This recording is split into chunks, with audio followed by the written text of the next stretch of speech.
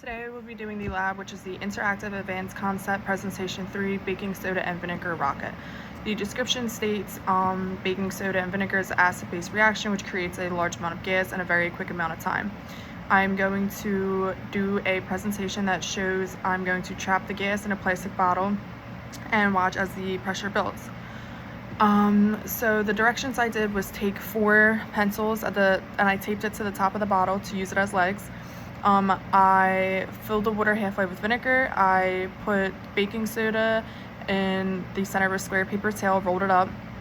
I placed the paper towel into the bottle. It didn't drop into the vinegar yet, and then I let the neck of the bottle hold the paper towel. The cork that I used was a piece of tinfoil that I concocted. I turned the bottle upside down and I let it stand on its legs.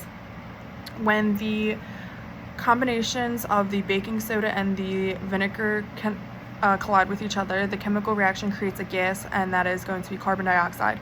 Carbon dioxide is known to be invisible.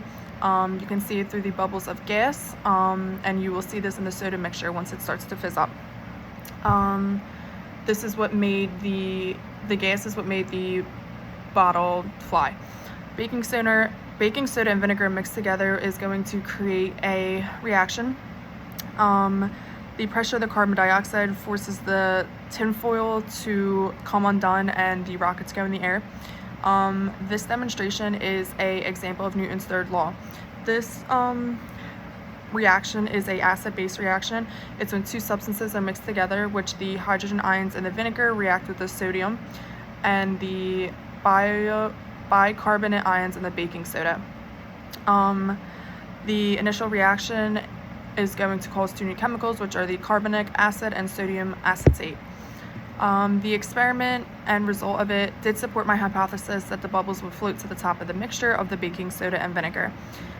This occurred because when the baking soda and vinegar had combined, it produced a chemical reaction that produced the carbon dioxide gas. The fizzing and the bubbling is what we can see as the reaction. The baking soda and vinegar that we use in the bottle rocket to do this acid-base reaction, to go in depth, the baking soda is a sodium bicarbonate and it is NaHCO3. The vinegar is an acetic acid, which is HC3COO.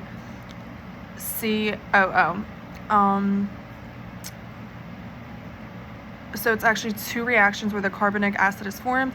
It breaks down into the water and the carbon dioxide gas. The only other product of the reaction is going to be sodium acetate. All of the CO2 gas that is formed by the reaction creates pressure inside of the bottle. The pressure builds up until the aluminum is pushed out of the opening of the bottle. Like I said, the rocket is going to fly because of the Newton's third law of motion. To go in depth, the Newton's third law of motion is going to be exemplified for every reaction. There's an equal and opposite reaction. So the CO2 gas and liquid push out of the bottle of the rocket, which pushes the rocket upwards with a traumatic force.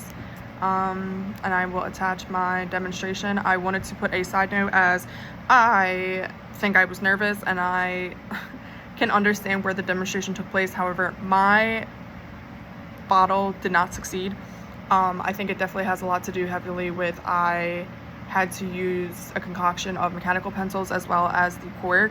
I'm also not sure if it was because I didn't thoroughly rinse the bottle out prior, but the hypothesis is supported regardless of how my experiment was processed.